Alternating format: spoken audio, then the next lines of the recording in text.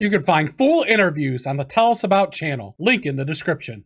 Completely been hacked a while ago, and they're just waiting for the opportune time to just like mass clean you out.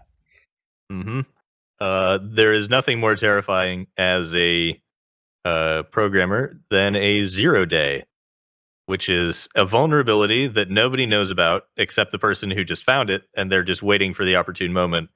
And it's called a 0 day because there have been 0 days of it existing that you know about. Mm-hmm. So you have no defense against it. Yeah. So those are very rare, thankfully.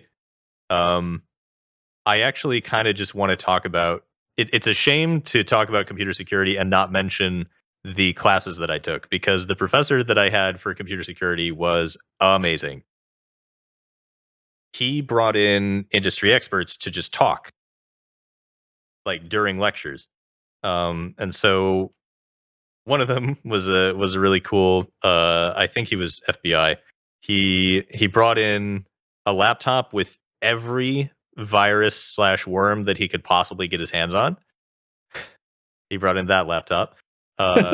He brought in another laptop which actually just had all his forensic stuff on it, and I think a dummy phone. And so some of the stuff that he would say during the lecture were like, how many of you believe that your phone could be turned on remotely? He's like, and then everyone would hold out their phones, and he's like, I could turn your phone on remotely, I could turn your phone on remotely, I could turn your phone on remotely, and and track you. Or if you delete a photo on your phone, where does it go? Well, I can plug it in to the software here and see, oh yeah, it's still in this buffer over here. Everything that you ever save on your phone, it saves it twice, and one of the places it goes to doesn't get deleted when you manually delete things. And so you can go find permanently deleted pictures very easily on a phone by using certain software. And this is the investigative tools that they use. So that guy was fun. There was another guy. This one I found the most interesting because he made a career out of social engineering. So he basically did social engineering pen testing. He said the recruiter that hired him said, "How would you like to rob banks for a living?" Because literally what they would do is they would hire his firm to rob the bank and then report to the company, this is how we robbed your bank. These are the security measures that you should take. Mm-hmm. And there are very many exciting things that happen with that, because what's supposed to happen is some like branch manager, top executive knows that the test is going on and nobody under them knows. So what they're supposed to do is follow their procedure for, I contact my superior, someone's broken in, they contact their superior, it gets to the guy that knows it's an exercise and stops the FBI from being called. Sometimes that doesn't happen and the FBI gets called. Gotcha. And so it's a very exciting profession. And so he's like, some social engineering attacks are super simple and super, super bad. So one of the things that he likes to do is, say it's a building that you need to wear a badge.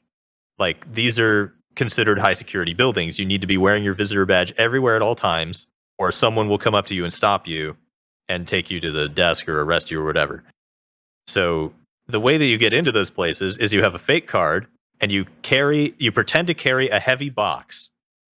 People will open doors for you. They will let you through the scanner without looking at your ID because you're carrying a heavy box and people want to be helpful. Gosh. So he pretends to carry a heavy box and they just let him all the way in.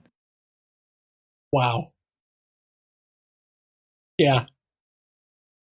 Or he'll be testing the web security. He can just sit in the parking lot and connect to the Wi-Fi.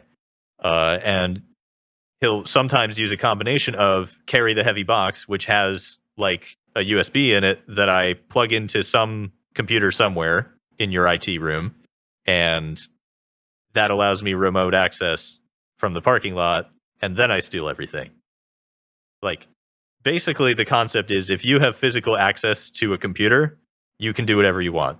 It doesn't matter how secure their network is. If you have physical access that you can plug your USB into, you have circumvented all of the security. Yeah, that's what I was talking to you about before we started recording. Like, okay, people are going to probably get social engineered at some point. What do you do to mitigate damage? Because it's going to happen. So probably. First of all, you hire these firms, because one of the examples was he literally walked in, said he was an IT guy here to do repairs, took a server and walked out, and then put it on the guy's desk and said, "I got this. I don't think I can reasonably escalate any higher than this. I literally took a server." Like, I don't know what to tell you. Your security is bad. This was just a taste of what you can find in the full interview here, or the link in the description.